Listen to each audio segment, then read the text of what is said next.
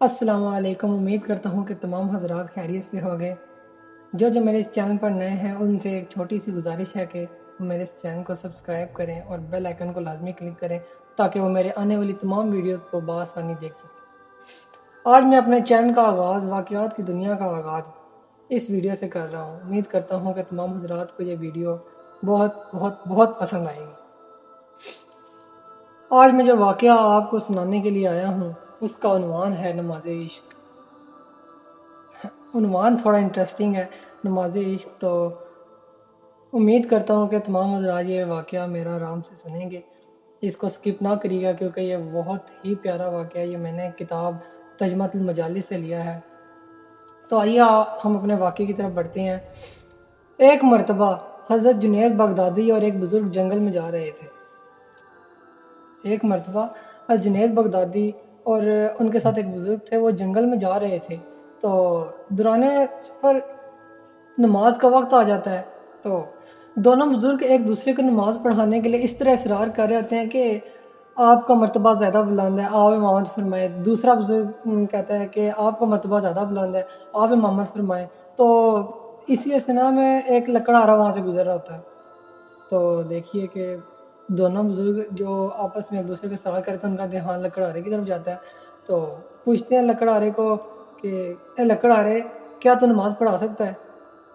لکڑہارا حیران پریشان، وہ کہتے ہیں انہوں نے یہ کیسا میرے سے سوال کیا ہے؟ لکڑہارا کہتا ہے کہ ہاں میں پڑھا سکتا ہوں، نماز کون نہیں پڑھا سکتا؟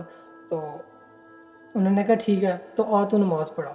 تو لکڑہارا لکڑیاں اٹھا کے جا رہا ہوتا ہے جنگل سے، تو وہ لکڑیوں کو سائڈ پہ رکھتا ہے اور امامت کے لیے آگے آتا ہے، تو نماز پڑھانے لگتا ہے، نماز پڑھانا شروع کرتا ہے۔ تو دوران نماز لکڑہارے نے کسی سجدے کو اتنا زیادہ طویل کر دیا اور کسی سجدے میں سر کو جلدی اٹھا لیا، نماز ختم کر دی۔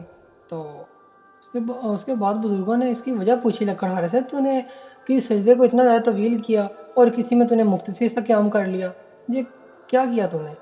تو لکڑہارے نے اس کی وجہ بتائی۔ لکڑہارے نے کیا بتایا کہ سنیے، اس میں آپ کو اس پورے واقعے کا نچوڑ ملے گا نماز عشق کیا ہے۔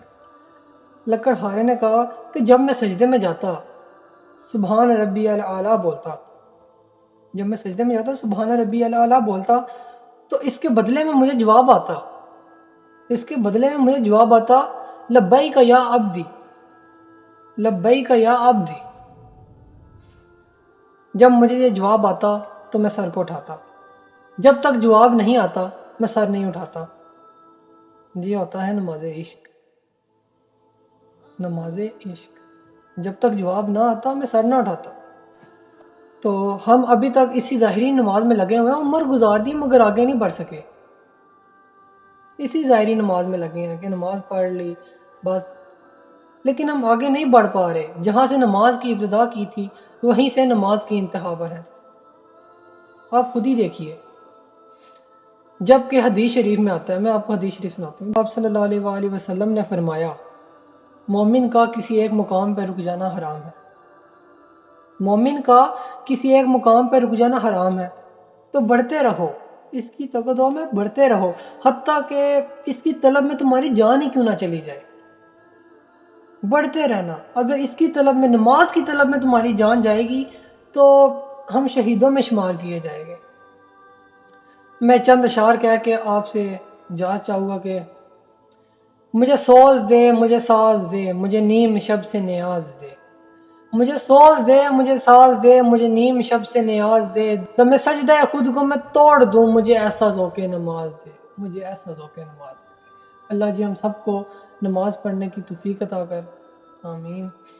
تو آپ کے علم میں اضافے کے لیے میں آپ کو 2-3 سوال دیتا جا رہا ہوں۔